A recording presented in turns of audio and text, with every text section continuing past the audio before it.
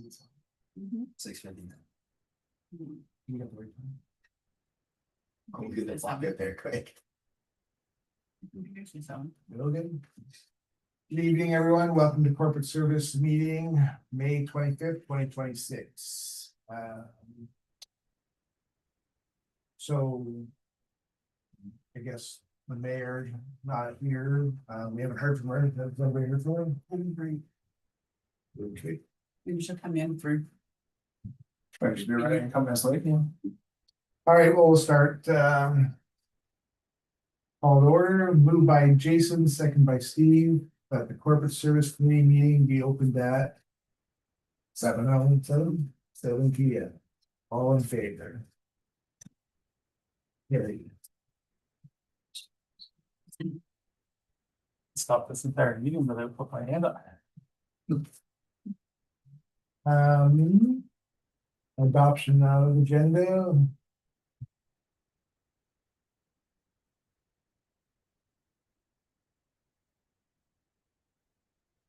Moved by Steve, second by Jason, that the agenda for the corporate service committee meeting for May 25th, 2026 be approved as presented. All in favor? Carried. Disclosure of pecuniary interest. Being none. Moving secondary.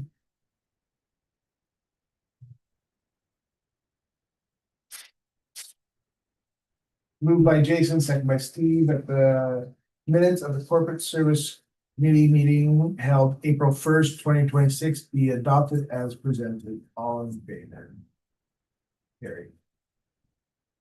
Presentations and delegations.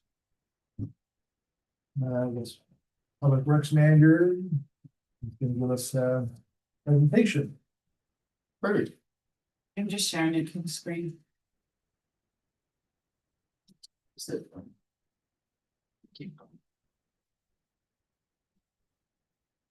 So this was a presentation from the Good Roads conference that we had. It was quite an informative session that we sat in on. It was behind managing big city levels of service expectations in small rural communities or municipalities. That's who presented it. So everything kind of relates back to our levels of service manual within the municipality. So this document needs to describe all of the activities that are undertaken by the Public Works Department. It needs to be precise, but also achievable. So an example of this would be roadside grass cutting. First cut will start mid-May and be completed by end of June. Second cut, and then problem areas causing visibility issues may be cut sooner and the discretion of the Public Works Department. So an example of that would be sight lines with roadways, intersections. That's where a brushing program comes into place. You know, as many people that might be against the brushing program, it actually helps the municipality out when it comes to legal instances with accidents and so forth. So there's a level of service manual.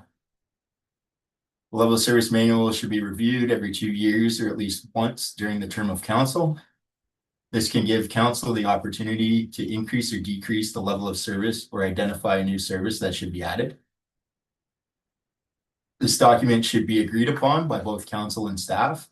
So council sets the policy, staff are responsible for enforcing that policy. It's very important that council understands that these levels of service are made to be achievable. It is also just as important that staff set reasonable expectations for the operations to be completed. Should litigation ever be brought against the activity the municipality does, the level of service manual will be looked at. For this reason, it's important that the manual will be followed and that expectations are not set to an unreasonable, unachievable standard. So we've got urban expectations versus rural realities. So an example of this is retention ponds. It wouldn't be here, that would be more urban. So noise from these ponds, whether it be wildlife, that sort of thing.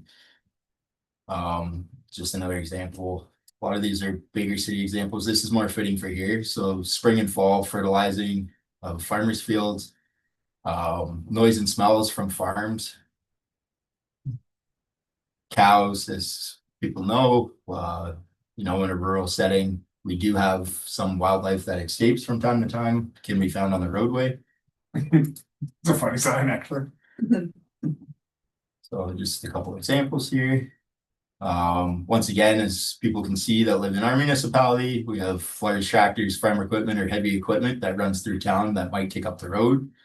So we urge people to exercise caution when these vehicles are about. Just another picture there. So gravel roads, as people know, they can become dusty. Dust suppression is applied in the spring.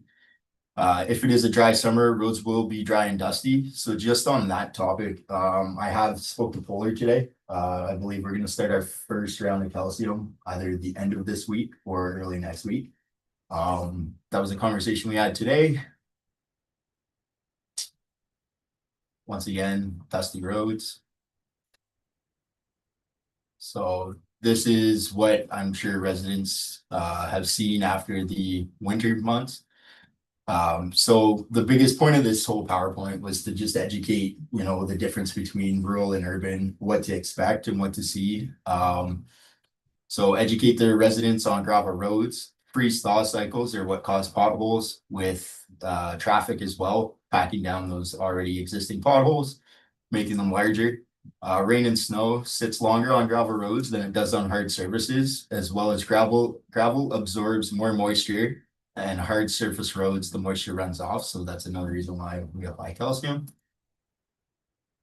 So these pictures here, load restrictions. So most people coming from an urban environment do not understand the reasons behind seasonal load restrictions and the effects that large vehicles have on these vulnerable roads. As we've discussed over the last couple of meetings, I think council has taken the stand on, putting their foot forward about load restrictions. And then a motor grader and what it's used for. So most people coming from an urban setting do not know what a grader is or what it does. The Public Works Department currently has a single grader that does the whole municipality. And most of the staff live in the community, currently within Public Works. So it's nice to have the opportunity to receive positive feedback the odd time rather than just negative all the time. Graders are also a big part of ensuring good gravel roads. Once again, right, that's your urban and rural. So urban trails and multi-use trails versus a rural gravel shoulder. So expectations and reality. So here's just an example of, equipment and how when things are overlooked, we can kind of see that the sidewalk plow doesn't in fact fit the sidewalk anymore. So us being rural, I know laneways become a topic of question in the wintertime. As we all know, laneways are up to the homeowner to maintain, the roadways up to the municipality to plow. So winter operations, once again, we'll touch quickly on that as we just went through it. Road classifications determine which roads are done first. So rural plowing is typically done first before the villages, but in our instance, each plow operator has a dedicated route that they follow. That being said, we do get the odd call that, the plow went by one way, but we haven't seen it the other way. It's just because they're going through their route. By the time they turn around, they'll come back and finish the other side of the road. That can be said for the grader as well, doing its passes while it's out grading.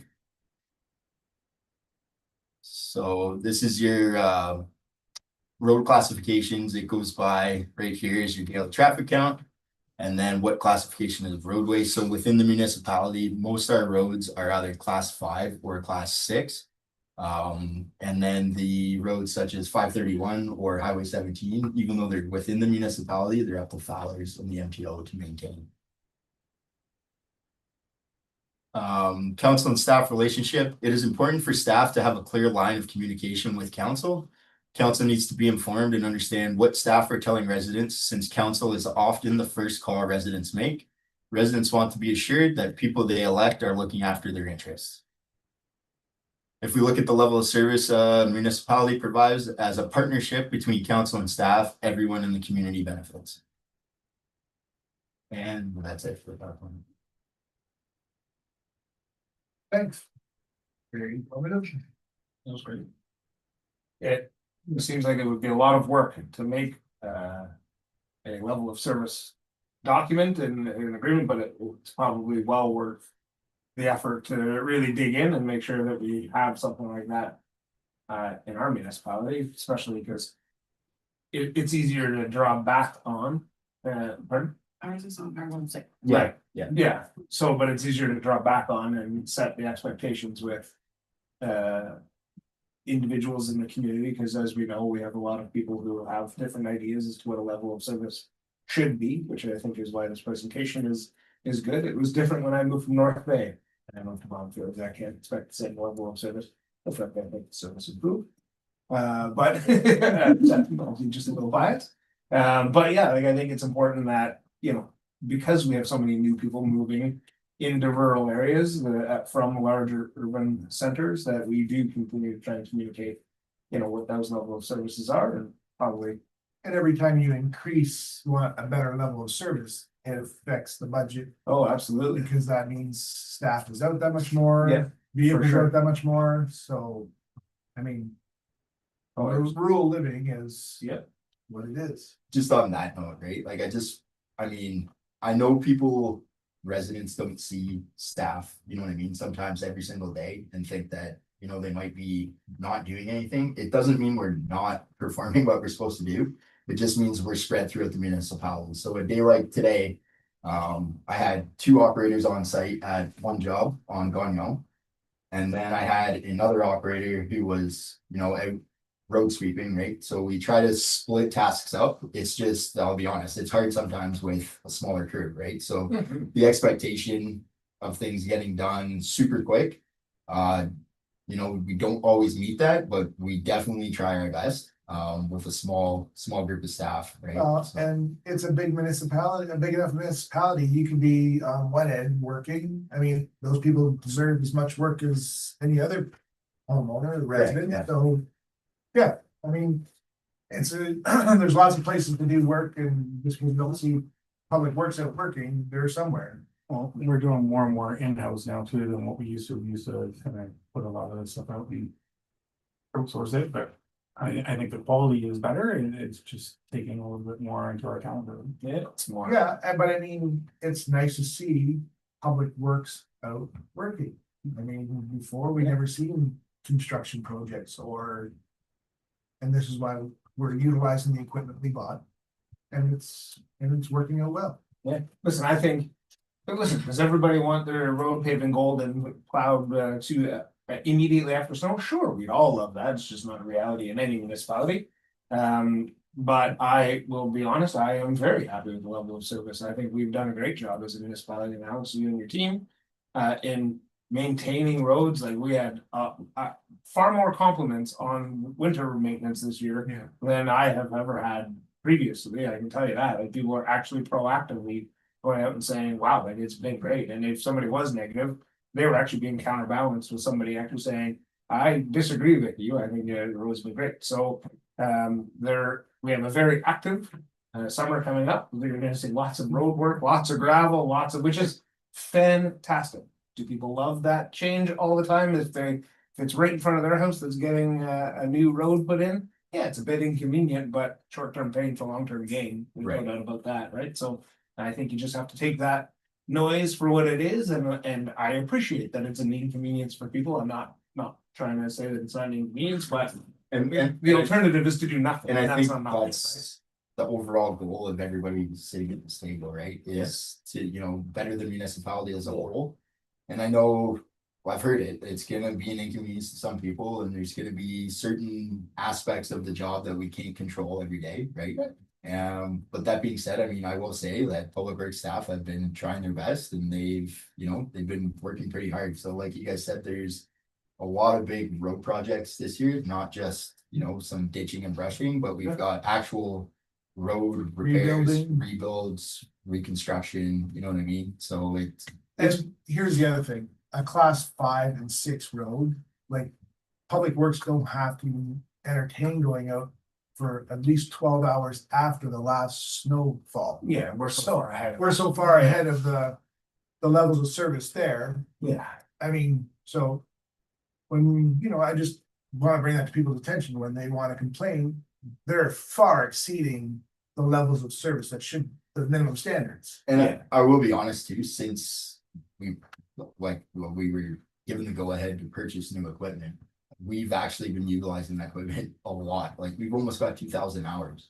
On that excavator Fantastic. already, and we've owned it for 2 years, right? So we're Yeah. averaging almost 900 hours a year, yeah. so. It would be frustrating if it was the opposite of that. If it was Right. the taxpayers have invested in this piece of equipment and it was sitting there collecting dust or doing nothing, well, then that's just frustrating. So the fact that it's being well utilized and cared for and maintained that's great stuff. So Well, and I mean, if you look at it financially, you put 2,000 hours times that by $150 an hour, yeah, that machine's paid for it. It's a great return on investment. absolutely.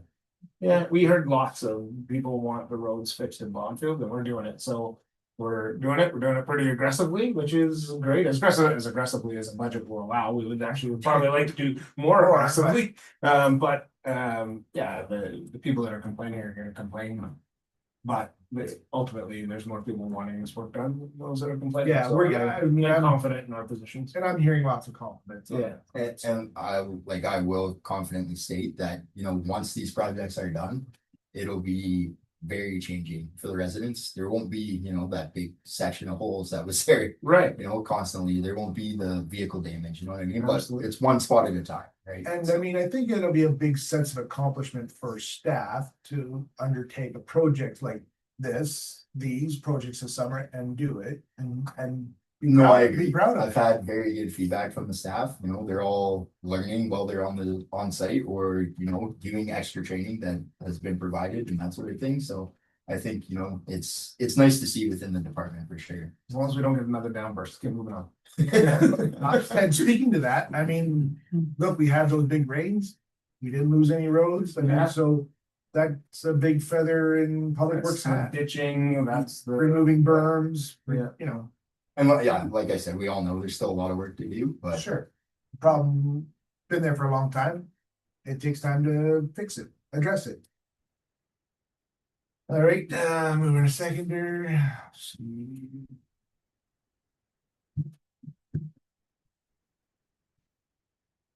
Moved by Steve, second by Jason, that the Corporate Service Committee receives and thanks Public Works Manager for presentation on levels of service. All in favor?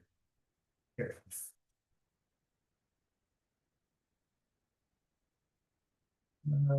Item 6, items for discussion. Report. The first one is regarding the tender. So I can quickly kind of go, we did a tender back in March for granular A for the stockpile. Every year when we go through budget deliberations, we look at what we can put in our budget for that. So council asked for an upgrade to that level of service from the granular A to the quarry. So we went back out to tender. So the tenders were open today. So in comparison, we weren't sure where those numbers would land. But the low bid for the granular A was $111,000, 361.50. And then with the quarry A, we're very close with $111,672. So we're very close on our low bids for those two items. So the level of service upgrade to the quarry A is still within our budget, so we don't need to reduce the tonnage or anything else that we applied for in that tender. However, this morning we did have a bit of an anomaly with the tender opening because we did have two that were here and two contractors that were here did the opening. But there was staff and we'll own it, staff didn't check in our drop-off box. And there was a tender in there, so it was received on Friday in the Dropbox. So that was opened after, still around staff, still with more than one person opening it. They were in fact a low bid. So that is that in our construction that we had that mixed up with the the tenders opening, just that we didn't open it with around everybody or at the tender opening, because we typically close and then open within 5 minutes. That's what we've done traditionally with all of the tenders that we've done. I can even see in March, we closed it at 10:15 and we were opening by 10:20. So that's typically what we've done. And we've always allowed Dropbox as a submission as long as it gets in. Again, it's just that staff, we didn't go in and look at it before we did the tender opening.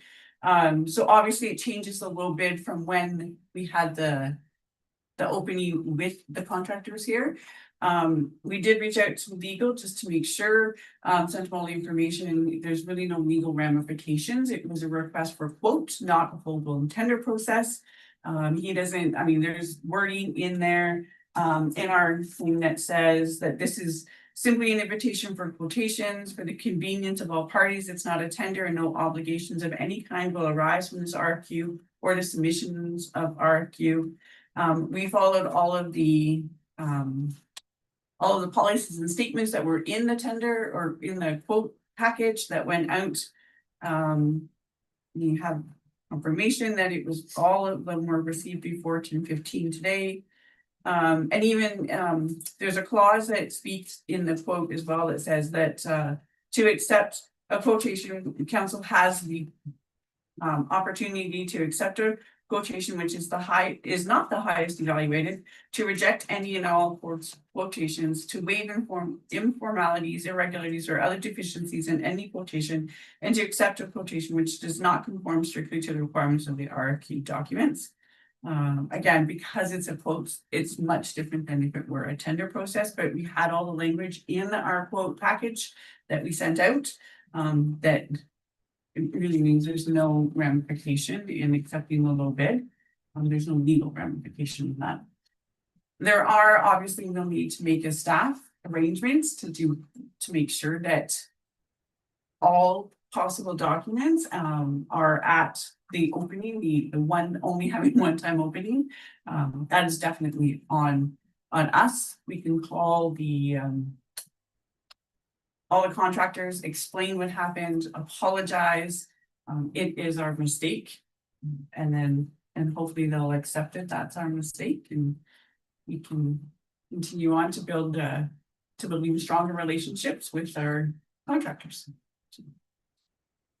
Yeah, I think that's fair enough. It's unfortunate that what you just explained happened this morning, but you know, I would imagine all business, and hopefully if we contact the business owners, they'll be understanding. I'm sure they've had administrative problems happen in all of their businesses as well, and but I appreciate that staff are owning it. Perhaps what would be helpful is if you could spend some time working with staff to figure out, or just come up with it on your own, but suggestions instead of changing the current process that would help us alleviate this moving forward. So whether it's, you know, in our tender documents, instead of maybe we eliminate the Dropbox as an option, and it's going to be hand delivered to a staff person at the office, date stamped, all of the, and then it just eliminates those kinds of variables that obviously got overlooked this morning, that, you know, didn't go to the box where they dropped it off. So I think if you could come forward with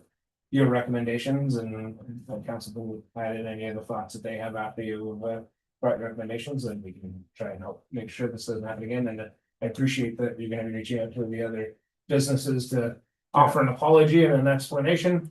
I think it's important that Bondfield maintain our reputation, and that we are seen as good business partners. And obviously this can smear a little bit if they want to take it that way, but hopefully they understand that it was in good faith, not bad faith, that this happened. And I guess, you know, I'm sure we have it on camera where they drop it, at what time they drop it Yes. off. Yeah, absolutely. Yeah, the security camera picks all that up. So Yes, it's unfortunate, but, you know, accident, mistakes sometimes.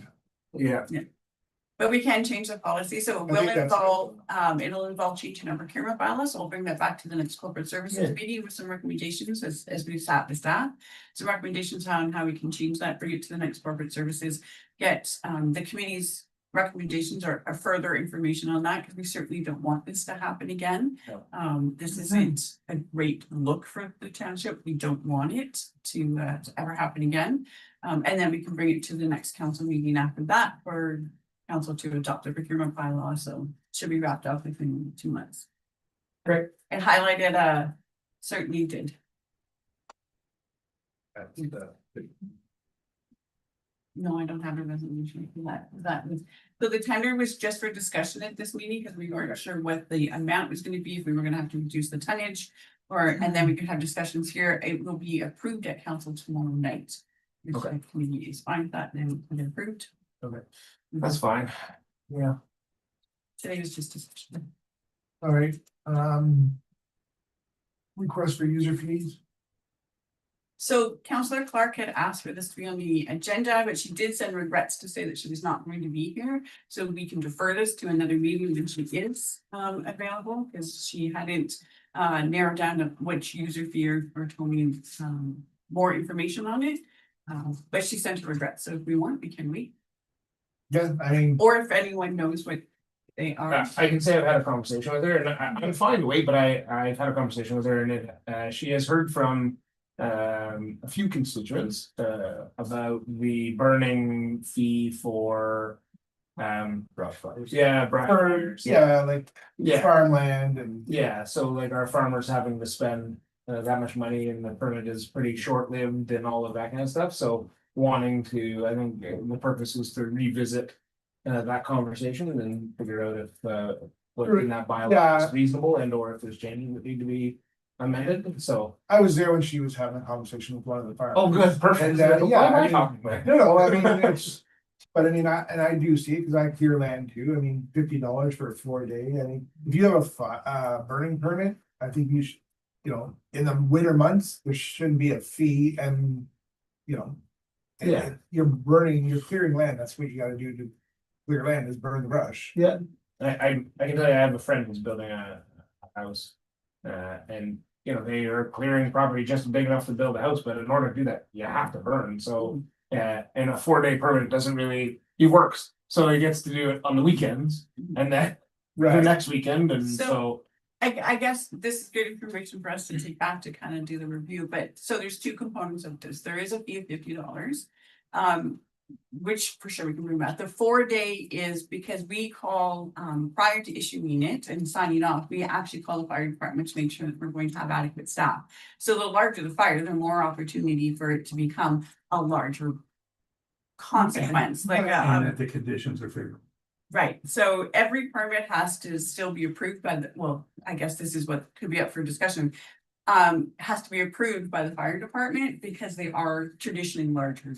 When I cleared my land, it was a really big brush pile, right? So you still have to do that. But when they come in and they pay the $50 and it's 4 days, and if they don't have time for those 4 days, we don't make them pay another $50. It's just, okay, let me know what 4 days work for you. We don't set the 4 days. They say what 4 days work for them. And then if it rains, if it's not a good day for the fire, then we just extend that permit. But we still make sure that there are enough volunteers So in the area. so there's no extra fees for them. Well, I don't even, like $50, I think it's kind of harsh too, I mean. You know, let's face it, these farmers or people clearing. It should be done like, when they're clearing land, like what was explained to us from one of the farmers. Is, you know, December, January into February, they got big equipment there, they're burning, you know, where's it gonna go? Well, that, and quite frankly, if you look at the other side, lots of the times you're actually clearing the underbrush. Which is actually what starts a fire. Right. So honestly, it's probably better from a fire prevention or spreading more quickly that they are actually cleaning up. Yeah, I So- mean, I think personally, I think get rid of the $50 and. I mean, it's a fire permit and maybe we say between these months in the winter, you can burn the brush. Burn at your discretion. Right, These months you have to notify and whatever, like maybe. as you're coming more further into the spring, but. Right, Our burning season is April to November, so we could just say you have to have that permission, so I'm hearing waive the fee, so if there's no fee. And then between April and November, you have to call to get approval for when you're burning. You have to tell us that you're burning. So we To call make it. sure. Typically you call into the office. Then the office contacts Yeah. And fire we, chief. yeah. Fire chief looks at all the ratings and humidities and temperatures and. Yeah, in the winter, you don't have that. No, but that's what our CEO was saying, that during the winter. We could have that open, but during Yeah, spring through to the fall. yeah, I mean, winter, I think it should just be open, I don't think you're gonna get many calls outside of the winter months burning brush. Like Or- rain brush. Or Or what I don't necessarily understand, we have fire ratings that we all have to follow, why wouldn't they just have to follow that? Like if it's low risk, It's it a goes much with that bigger- immediately wet. it's when you're doing a brush pile, in the winter, are you talking in winter or in the Winter. summer? Yeah, And no, then no, it it wakes makes up sense. again. And so, Like, there But be even in the none of those summer. burning should go on in the summer, like when you're clearing land. But it does. So we do get permits for the summertime where Yeah, and that- during our That should be a our little different. season. During the summer, they're worried about like ground fires and stuff underneath, because Right. it's not like in a controlled setting, it's not in a pit, it's Yeah. not overseeing. You know, things like that. Okay, if you look in the bylaw, I think in the summer. Your bigger fire is only 6 foot by 6 foot or something like that, it's not. It's not a huge For area. clearing. Right, you're not clearing land and that's not a like, that's not, I Land remember, clearing. I remember somebody did last year. well, I mean. Then, but I'm just saying, if you read the bylaw today, I kind of went through it. Like, Okay. the fire was very minimal, what they're calling a big fire. Yeah. Like, when I cleared land, I mean, there Yeah. was full trees. Yeah. Yeah, like, I mean, I had piles 25 feet high and, Right. you know, I was feeding the fire, but. Usually, that's what I said, usually a farmer or someone clearing land has an excavator or a tractor that's feeding the fire, so it's. Can I go back to the urban versus reality for a minute, though, because not everybody clearing land to build a house understands. The size, the importance of the size of the fire, or the importance of making sure you have everything there to control the fire. Yeah, and I'm not really even talking about for clearing for a house, I'm talking farmer clearing land. So the farmer one is called the windrow. So that could be up to like 50 feet. Long, so I mean, that's a significant fire. And that's what the farmers fell under the windrow. Yeah, but they also fell under the $50. Yes, So, $50, and you have to call because we need to know, yeah, but I don't think you should have to in the winter months. okay? Like in the cold winter months. When there's lots of snow on the ground, I don't think there's a need to call. To say I'm having a fire.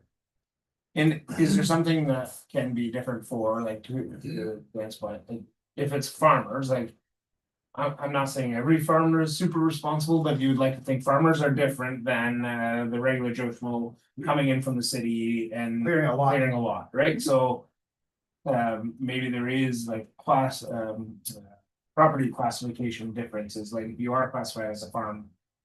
Like you get different, like it's different rules for a farmer than it would be for somebody coming in, and maybe there is the. Okay, you're gonna clear your lot, you do need a permit, you need a permit every time, and quite frankly, if we waive the fee. Like if that person that I knew does it every weekend, great, you gotta call us on the Friday and you gotta say, I plan to burn. And then we have the discretion to be able to say, yeah, no, the ratings are terrible, you can't do it, or. Yeah, have at it, like, you know.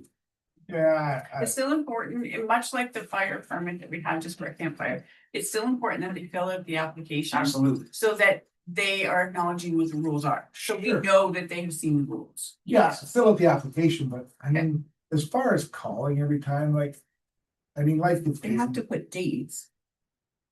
Yeah, like, I'm not saying for farmers, I'm just saying like if you're clearing a Yeah, property, clearing like, properties, yes. it's one thing if you like pile your trees together, you're like, I'm having one heck of a good fire this weekend. Right, Versus I cut 7 trees down and I burnt it over a Saturday, Sunday, and then I'm gonna come next weekend, I'm gonna burn 7 Right. more trees, cut up into chunks, right? Like that's the difference of like. You know. How do we make it reasonable for people that wanna clear their land slowly like that? But, you know, a 3x3 fire or whatever. our rules Yeah, it say was- now is gonna be like, well, you're 18 years to clear your lot, right? right, so So, yeah, I mean. The $50 was a little excessive, and we, you know. We're not too proud to realize that. Oh, yeah. It was an oversight and we're gonna, you know, we're addressing, it. We heard what they had to say and we're addressing it. it might be, well, first of all, I guess maybe if you could spend, I figure out what other municipalities have for farmers, if there's anything different. Or even their. Um, And then, if you maybe tell the Back to the- CAO, maybe you can tell the CAO after it doesn't have to be now, like who that farmer was, and maybe just reach out to the farmer, have a conversation with the farmer and say like, you know, "Hey, we're. You know, we're looking at revisiting this, what, get their thoughts, engage them in the process. And figure out if they have Very ideas. cheap as well. Yeah. So is it Oh, yeah, mostly of course, the, yeah. is it mostly about the winter months? Yeah, I mean, Is it the fee? it's You the don't want a fee fee, period? no fee period for that. Okay, And like I said, if you're burning in the winter months, like I think. I'd call it whatever you wanna call it, land clearing or windrow, whatever, I mean. If you're doing it in the winter months, it's a non-event, I would think. When you start getting into the late spring. Like early fall, late spring, I mean. Then, okay, there should be some judgment there, but I mean, through the winter months, it's a non-event. There's snow on the ground. There's no leaves. Legally, I don't even think we can really change a whole lot for the summer because it's like provincially stated as well. Right. Because if the fire gets out of hand and they're bringing in an hour or whatever, and they charge, It's crazy. like they'll bankrupt their township. Right. So. So I know like, Yeah. down first, nothing compared to a forest fire. when we, like, if we have a controlled burn, it's not saying with Public Works, right? We will inform the MECP just because that way residents usually will call in because they'll see the smoke, right? So it kind of just mitigates that rush from the fire department. Because we're municipal, right? But I mean, I understand from the homeowner, the farmer's perspective, like you've got 40 acres to clear, right? And let's get, realistically, once the farmer's fire gets rolling, there is not much smoke. Like, no, Yeah, no, it's burning. But if somebody drives by, they're still gonna call fire department. Well- So the call ahead, that's. Okay, but I to mean, alleviate some of if that. you have a fire permit, like I'm not saying. They should have a fire permit, yes, the fire department saying yes, they have a fire permit and. You know, it's the winter months, everything's fine. I'm just talking about some. Yeah, summer, well, kind of two different things, right? I mean, summer application is a totally different animal. I think we can change the winter based on what we talked about pretty quickly. So, yeah, winter control burns. those are kind of what, Councilor Clark and I were talking to the fire. So, yeah, you wanna look into it? Yeah, we have conversations. Great, thank you. And then maybe you also like just share who that Sure. farmer was after with the CAO. Yep. That'd be helpful. Yeah, it's always good to have that. Yeah. input, Absolutely. some feedback. Welcome to feedback. Okay, report on township fleet. They're old and we need new ones, we know. Yes. Yeah. Did you get the spreadsheet? Yeah. The supply that I brought. Thanks. Okay, so we did a spreadsheet, Public Works Manager started this and it was fantastic, so his report is in here. It explains what each of the vehicles in the fleet, like their age and their type, what they do, what we typically, operate for, and then the council considerations, some of the things that have been wrong, or that we've had to fix with our fleet in the last little while. We've done a spending analysis based on the last 3 years. So in Public Works, there are 9 pieces of equipment. We've spent over $231,000 just in maintenance, repairs. So this isn't the oil changes and like the minor stuff. These are the things that are broke, we need to fix. And based on our tangible capital asset, the life of each of these equipment, they're in here under the useful life.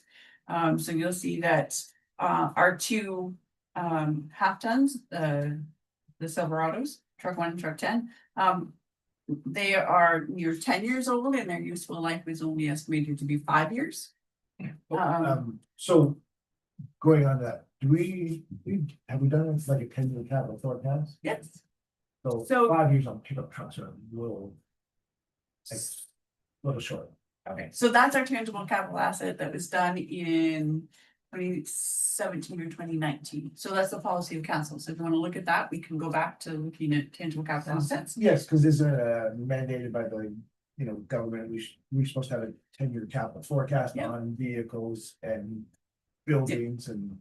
And we do, that was that asset management plan that was Right. adopted in January, and then since January, we've been really looking at the fleet. Because of those repairs that we've needed. I think like the one plow truck, we spent $89,000. In the last little bit to fix up that.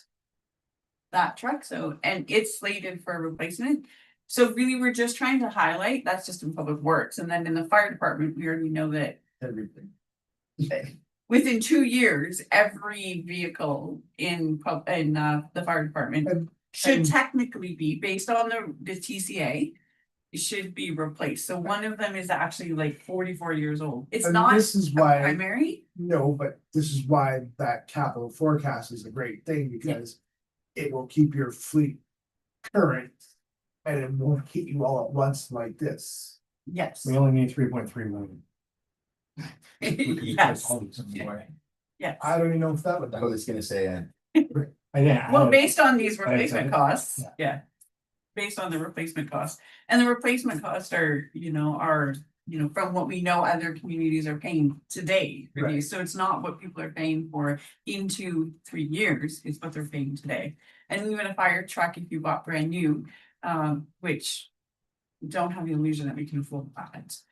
Like they're like $600,000-700,000, so if we can buy a used one for 300 and or below, that's kind of more our goal. And we're set up, we're kind of set up for that, because.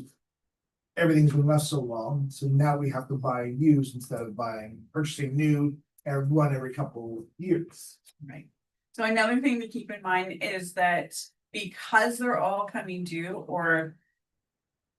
At the point of what's the best investment, do we continue to repair, do we buy something? New, I mean, some have to be new and some can be used, but. And how does that affect the rest of our 10-year capital plan? Cause you may have to not do roads some years so that we have some of the funding available. So we're gonna have to kind of massage just because we're at that critical point. And also at that critical point is that, in the next 4 years, all of this will have to be replaced.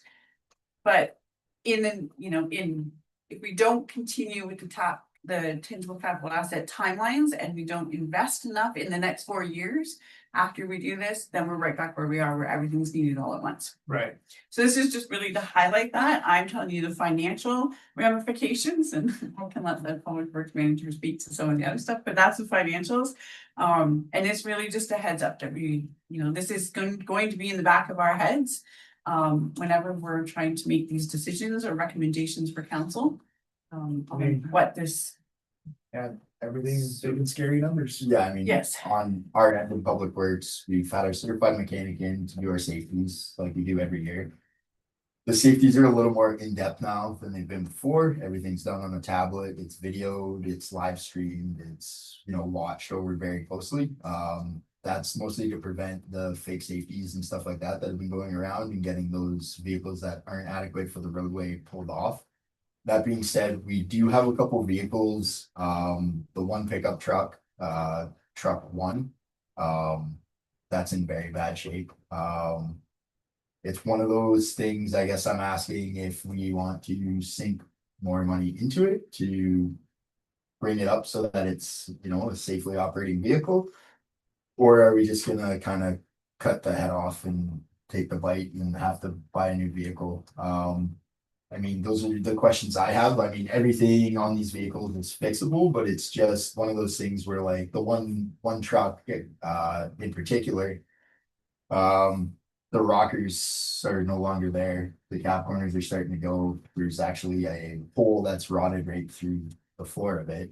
I know that's all, things that nobody wants to hear, but I'm just, expressing the state of some of these vehicles, right? We're a municipality, we have to have safe vehicles. Correct. So, And so if I look and I see like that truck one, we've got a budget this year of $12,000 for maintenance. What's if we had looked at even lease vehicle, like if we were to look to lease a truck, it can't be that much more than $12,000 a year just in lease payments, right? So, I mean, I just priced out a pickup truck. Yeah. Chevy was $60,000 for a half ton. Right, So, I mean, you can make 2 years of payments on that 12,000. yeah, right, but and I don't know if leasing is an option that council would wanna look at, but like. Honest, $12,000 without changing the budget, we have $12,000, well, so far we spent $132 of it, so we have But we haven't, 11,000 something. we just got the safeties done, so we will, But will that those truck, aren't in these numbers, That- that truck. okay, but regardless, that truck is not gonna pass the safety, Right, so we're spending the $12,000 regardless. yeah, so that's what I'm saying, do we actually invest that in a new truck and make it actually payments, like, so annually, we'd be spending this $12,000, we're either spending it on an old truck. We're just gonna spend it on a payment on the new truck for that. Where you have no maintenance for the next. Right. 3 years. 5 years, I mean, whatever, get the let's- extended warranty on a lease and. you're Let's done. face, well, I don't think leasing, because they get beat up, they get dinged. Our biggest they thing might with not like leasing, that. I mean, personally, with leasing, my biggest concern would be kilometers. Right, That's fine. I think So- we should Yeah, buy, yeah, maybe that's just for personal experience. Even if we just go I to know. payment. like, right, so I mean, it's, like I said, you're gonna be 3 years without any big maintenance bills. Yeah, And you've already got 2 years worth of payments right there, the 12,000 we're gonna sink into that truck. Right. Plus whatever breaks after the fact. Right, well, I mean, you get, And here's the other thing, I'm gonna say, the maintenance is being done way better now than it was previously. Like, there was no maintenance before, now we have a maintenance program. I'll be honest, there's things that, you know, might have been overlooked before that staff have brought to my attention, and it's been one of those, no, like, it needs fixed, you know what I mean, it's unsafe. And like, I mean, I can touch on this again in the next point here, but I mean, I'll be the first one to say, like, staff safety is one of the biggest things I think that we're looking forward to, right? Like, everybody wants to go home at the end of the night. Yeah. And you know, I know money's tight, I know, you know, there's wants and needs, and we understand that, it's just one of those things that it kind of. There's never a good time to spend that money, right? It's this simple, it's a commercial vehicle, if there's ever an accident, guess who's getting it? Yeah. Oh, yes. The township. Yes, yeah, So- if the one truck right now, given the information that we've learned on it, it is a risk factor. I mean, when I was running for council last time, I was told tires were being taken out of the landfill for public works vehicles. I can state that we don't do that, but. Don't do that. I passed by. Thank God. Yeah. We weren't here, but we don't do that No, now. I know, but I mean, that should never, if Um, a truck needs tires, if you have no money, you get tires anyways, cause So do you want us to quote out for a new truck and we can bring that back? it's Yeah. no different than the backwood. Why spend a bunch of good money on something that's not gonna last? And then I look at like the Freightliner truck 3, right, we've budgeted 90 grand in maintenance. correct, No, it's Like- what we've or spent. sorry, So we spent since Yes. 24, 25, and 26, Yes, that's. it's not it's budgeted. budgeted shit. So if we were to get a Freightliner truck to replace that, replacement's $450,000, we spent 90 in the last 3 years. That's a big chunk of a payment towards the, It's like, making the payments. yeah, that would be making the payments on this truck, as opposed to sinking it into maintenance. right, and there's And then certain we'd have things that I think Dan can attest to that. You know, need done for safety, you know what I mean, like I said, wants and needs, like the whole safety aspect of the vehicle is done through the MTO, through a certified mechanic. That stuff needs done before that vehicle is deemed safe for the roadway, right? So without certain repairs, that vehicle legally can't move, right? So that's where we came into such things as tires, you know, power steering pumps, that sort of thing, right? So, There's no overlooking, there's no overlooking safety of a vehicle. I mean, first thing, commercial vehicles, it gets pulled into an accident, whether it's our fault or not, they're gonna do a safety on that truck. If the brake pot's hanging off, the tires are bald, automatically it's the municipality's fault. We need to bring it in for trade-in, you know, those places that say, if you can roll it into the lot, they'll give you X number of dollars. Our corpse. Our cars, All of our stuff is gonna go to fire. Yeah. the only other vehicle, I mean, that I'd like to kind of touch on is the 1 ton maybe. We've had significant repairs to it. Luckily, some of them have been covered under warranty, some of them haven't been, but I will go on the record to say they have all been warranty issues through Chevrolet. One of them, we actually had to reach out to Chevy corporate to get it fixed. We've gone through, I believe, 3 DEF pumps. 2 DEF injectors, 1 DEF tank, which the argument is always the truck must be stored outside, which it's not, it's stored in a heated shop. So I don't understand why these things are happening. We've also blown the valve body on the transmission. That was replaced under warranty.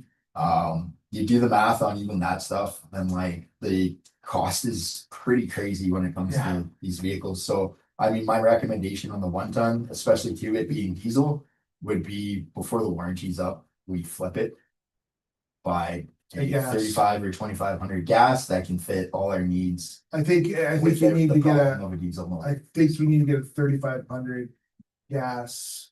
Put a dump box in the back of it, a nice, the proper plow on the front of it. Mhm. And.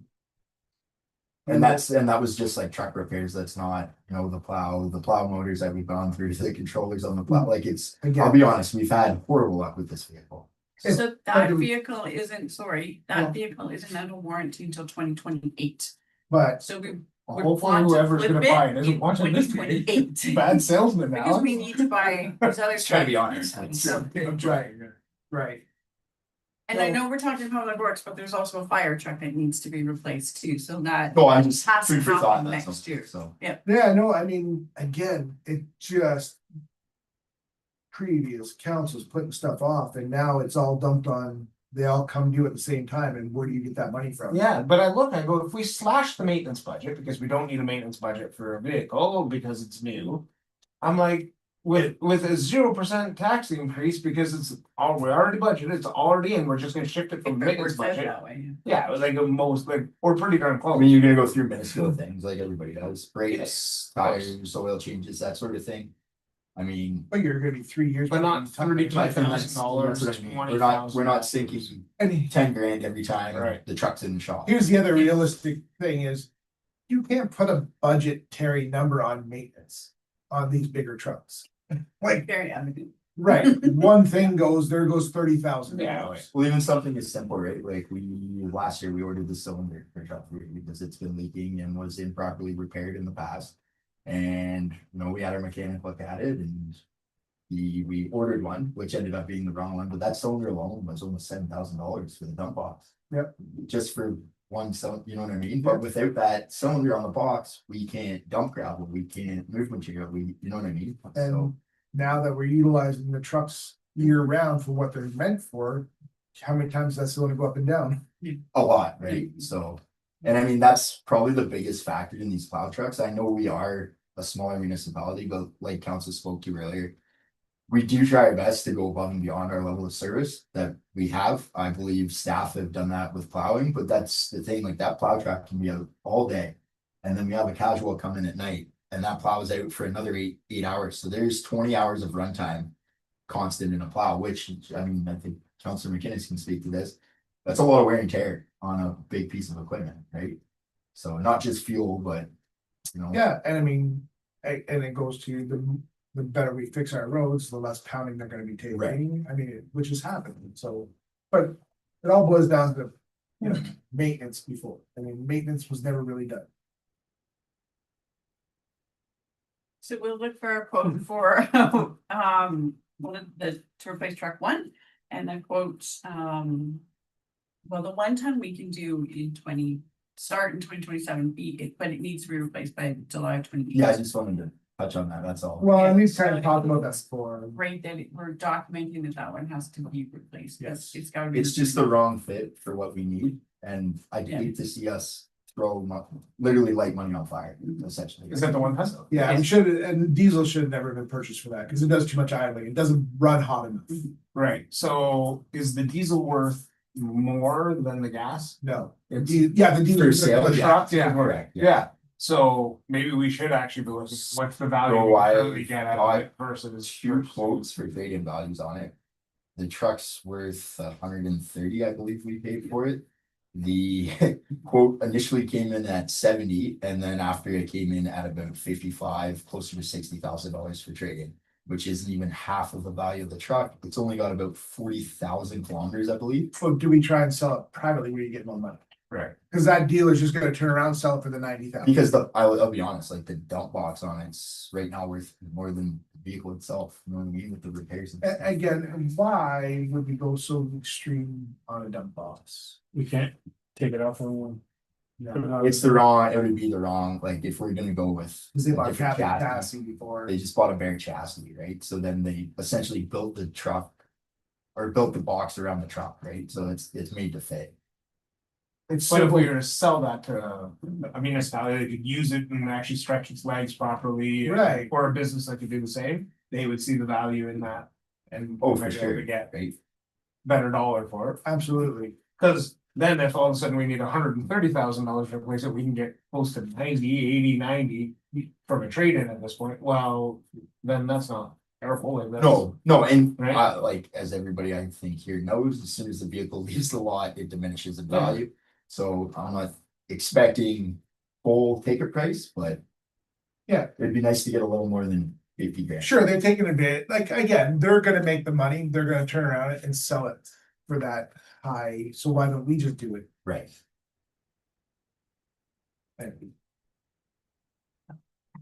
There's lots of depressing news on all the vehicles, except for the excavator in the back.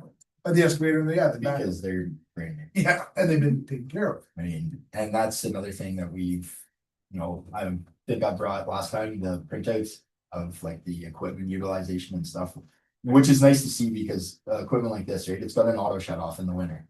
So whereas our backhoe before would run all day long between loads and stuff, this just shuts itself off to save fuel, right? Nice. So it's. Bit of cost savings there. So to summarize. Our priority will be truck 1, and then truck 3, and then the 1 ton, number 4, and then, well, it's also a 1, but the pump truck. Number 13, How old is that again? 44 year. Our pump truck for the fire department is 44 years old. Yes, it's not the primary. Okay. I just wanna say, we do have one that functions very good, that's still within its time, but we need 2 reliable. No, and I think people really need to hear that we have a fire truck that's 44 years old. A pump truck, like, And then, yeah, obviously the one time if we can make magic work with the sale, then. No, I think Councilor McCann's is like, we make way more money on private than we would on trading for sure.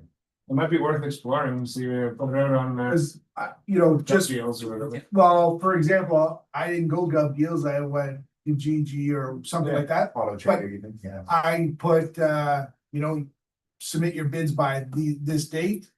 And we go from there, and not, Sure. if you get $29,000, obviously we're not taking. Right, Yeah. yeah, you can set it. But you make it so it's, everybody has it in it, say, Yeah, kind of like what we do with tenders, that's good. it's not in the drop. That one's just not. Too soon, I man, too heard soon. It's a fair point. Yeah, anyways, It's fair, but If we have one pump truck that's 37 years old and one that's 44. The other one's 37 years old, oh, it's young.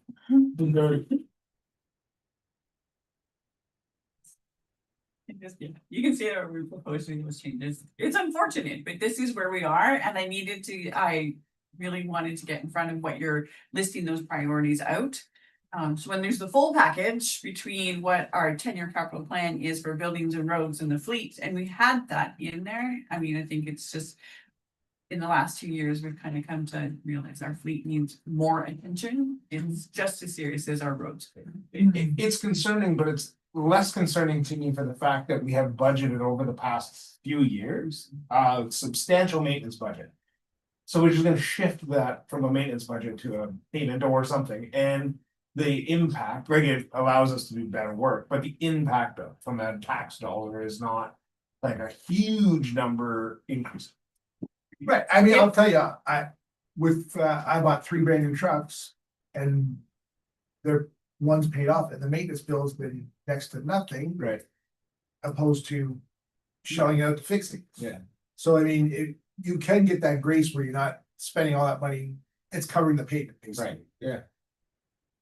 I just wanna just to clarify, we're not budgeting this money. We've been over budget. Right. So when we are over budget, we have to take the money from somewhere else. Right. So we have not been budgeting that amount of money. Overall, yes, but we've had to not do something else so that we can fix the. Right, but when How I, it stabilize the budget a lot. Absolutely, when I see like we have a $25,000 budget for the greater maintenance, is that what I see there? Yeah, Yes. and we were over last year. Right, yeah, we went to 32. But we have $25,000 already budgeted every year. Yeah. What's the words, whatever, I mean, we're not talking about Yeah. it, but that yeah, principle no, of, I get. the right, idea. so yeah. And what payment on a new truck, I think it's like through, like you're paying $40,000 a year to have for a new truck payment Right. on the big trucks. Sure. Thank you for that. That's on to you, Dan. Which you get fast. Yeah. Digesting already. Yes. It's just a verbal opinion. Okay, well. We'll do it.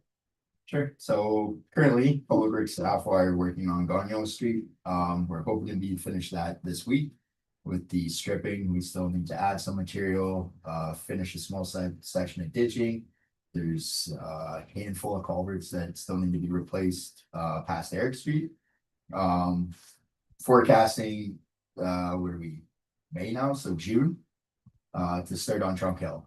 So I'm hoping this little project will be done. We can start on Trunk, locates are already in, the locates just came back in for that section on Sunnyside as well. Now, that being said, once we finish this road, there are staff that, we've kind of split up into a few little groups so that we can keep the ball rolling here. Staff are currently sweeping still, when we get a chance to. That being said, I know there might be some questions around what's going on there, so I just wanted to kind of let people know. We've started out towards Park and Rutherglen. We've done, Talon Crescent, Park Street, Rutherglen line, a small section of the new portion on development. Town's been done once, as now it kind of doesn't look like it's been done since we had that rainfall. We've had a lot of the shoulder material wash back onto the road. Another key reason why we need to continue with our burn removal program. Trunk Hill, we're hoping to do the intersection. Like a square cut. I've reached out to OVR. I haven't heard back yet about permits working closer to the railway line, or if there's any kind of stipulations that OVR has. There are 2 crossroad culverts at the bottom of the hill that will need upsize and replace for sure, because we will be re-ditching that whole Trunk Hill to allow the water to actually get off the road and come through the ditch rather than just washing the road away and following and creating potholes and puddles. That being said, I will have to look at what the address is to confirm what we've measured out on Trunk. And with the addition of the intersection, I believe we will be going to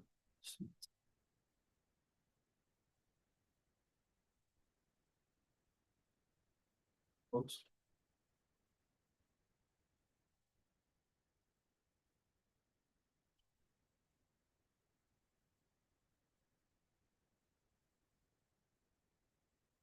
Our cutoff will be the suspense. Sorry.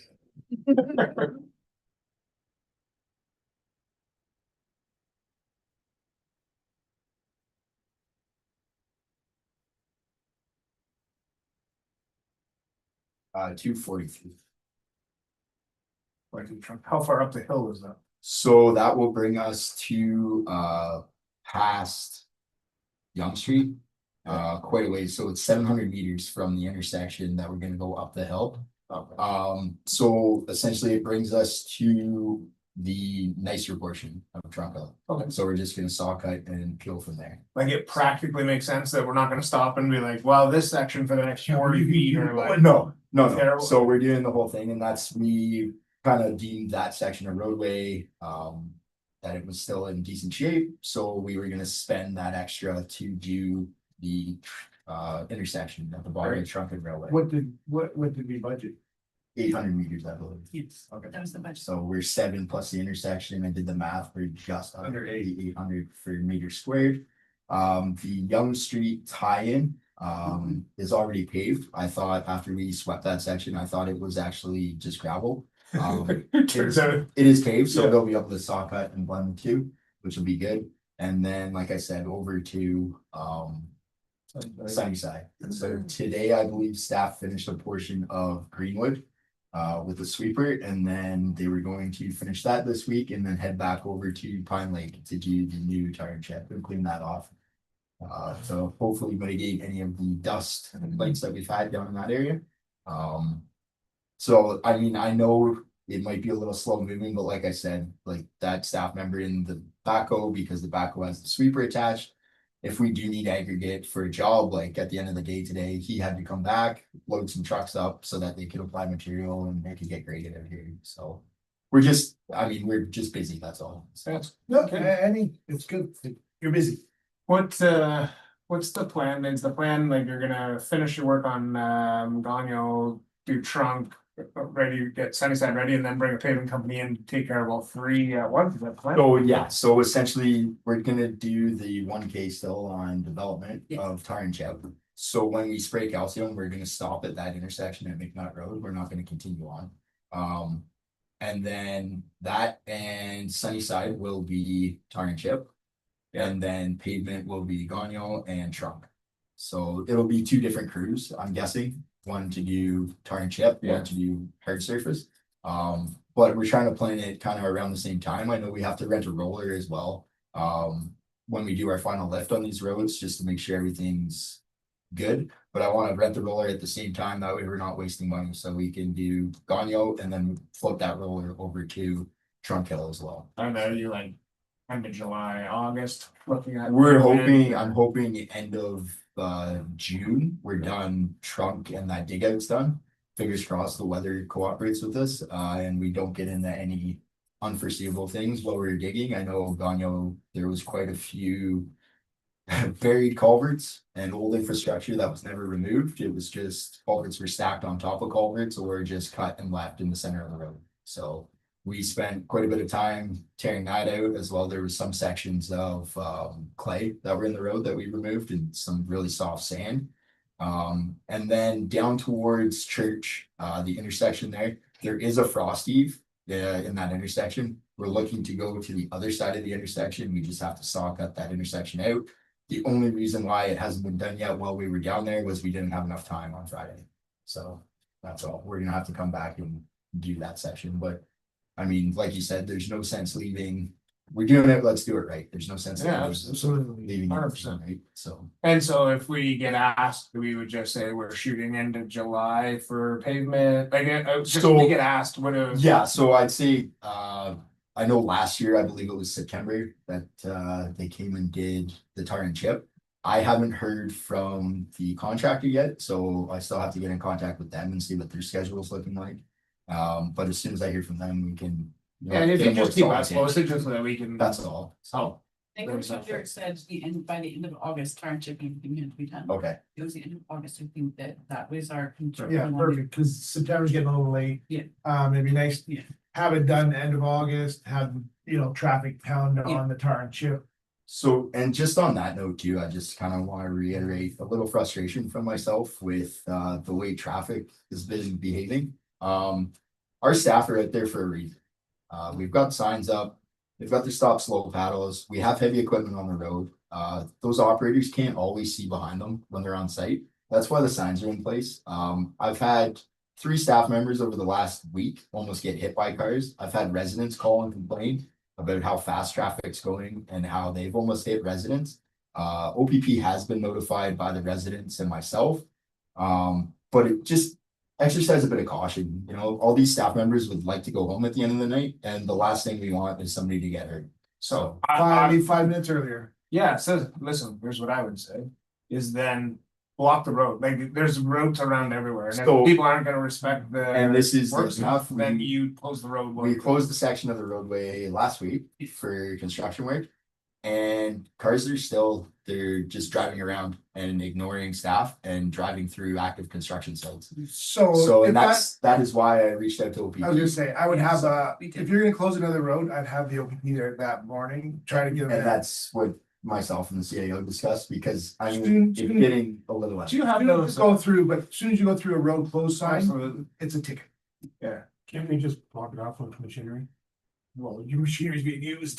Yeah. Maybe there's a lot of some of these old ones, yeah.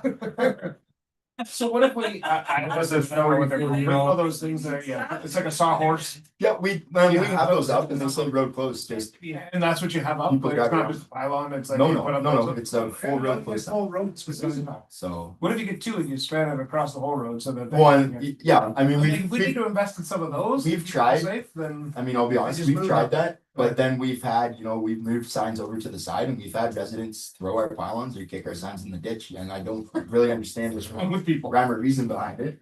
Because, like I said, like, things are gonna get worse before they get better, especially with Yeah. Gagno and the dust and this, that, the other, but, my staff are there to do a job. And, when safety kind of becomes compromised is kind of when, it doesn't help us complete these things in a timely fashion, right? So. Yeah. Alright, Park fire truck, is that what you're saying? Yeah. Park a public truck across the road. 40-year-old one. I need to move in instead of an area. Was this stitch and stitch? How we do that? Hey, moving that. That's what that was. Biggest issue is the equipment going through, like the grader needs to turn around, so they're dropping this. Yeah. So. Okay. People just follow. Yes, Okay. you were Traffic's right, not- Counselor Reed. Wow. Can I do that again? You were right. Move it in secondary. Money pick. Yeah.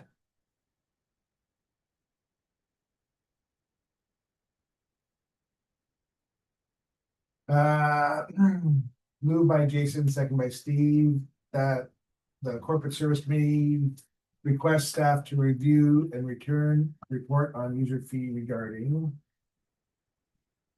Maybe it's file and burning. Get the fire permit. Fire permit. Yeah. All in favor?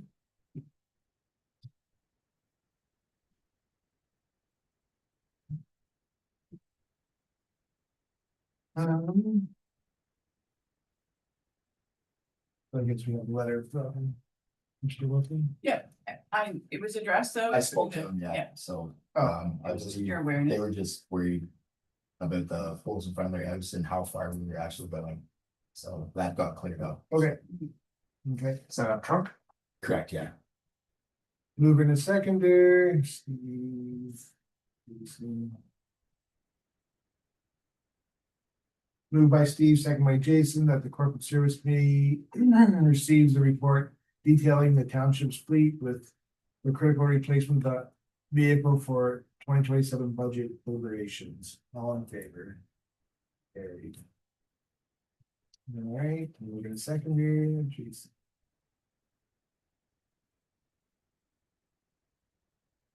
Moved by Jason, second by Steve, that the corporate service committee meeting be adjourned at 8:12. 8:12. All in favor? Carried. Thank you, everyone. Good night. Good night.